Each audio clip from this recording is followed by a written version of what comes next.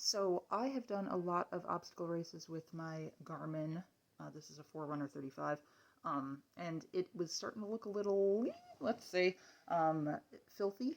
So what I've done in an effort to restore it to its former glory is I've replaced the screen protector, which was a little bit cracked.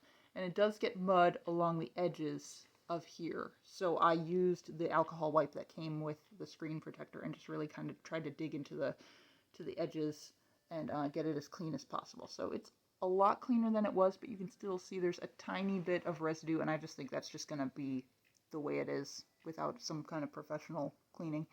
But around the buttons was really bad. So here's what around the buttons looks like if you do a bunch of mud runs. It's just, there's mud kind of caked in there. When I've gone under dunk walls, it just gets in all the nooks and crannies. And in the watch charger area, there's also some dirt kind of accumulated in there. But I used a method that I'm going to show you to clean out this side's buttons, which it looks way, way, way better than it did. So what I'm doing, and I'll show you what the wet wipe that I used on that side looks like. Pretty gross. But what I'm doing is I'm just taking an alcohol prep pad that you can buy at any pharmacy. And I'm using a pin to kind of dig out. You put the alcohol wipe over the buttons, and you use a pin to kind of go around and trace out some mud that's trapped in these buttons. It's going to take a little while, but you want to just be as thorough as possible and try and just get all that mud out of there.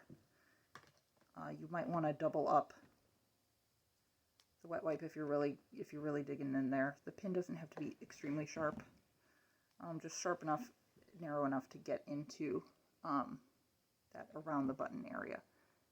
And as you can see, it works pretty fast. You're getting gunk out and it's coming off where you had your pin. So very predictable. Dig around all of the buttons.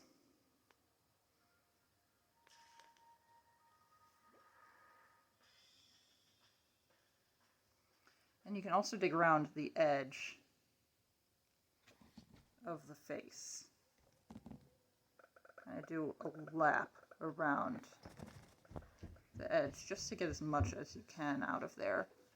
Now, this might not restore your Garmin to its brand new glory, but it will get like 95% of the mud out of your Garmin, which is great.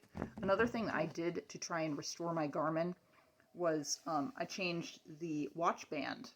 It had come with its original watch band, and that actually, this little piece that holds the band on broke, and I went on Amazon and realized that I could buy a bunch of new watch bands for about the same price as it would cost me to buy a bunch of new these.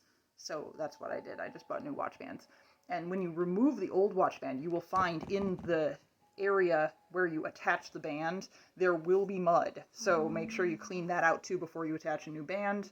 And if you do all of that, and if you really get in around these buttons and really get in around that watch charger, you will have a beautiful timepiece for as many years as you'll be racing, because these Garmins do very, very well in mud. They do very, very well in water, but you know, nothing is impenetrable completely. I haven't had any issues with mud affecting the function of the watch. So even if it gets a little bit in the button area, it doesn't make me unable to push the buttons. It doesn't make the buttons get really stuck for any permanent length of time. So that's great. So that's how you fix a filthy Garmin watch.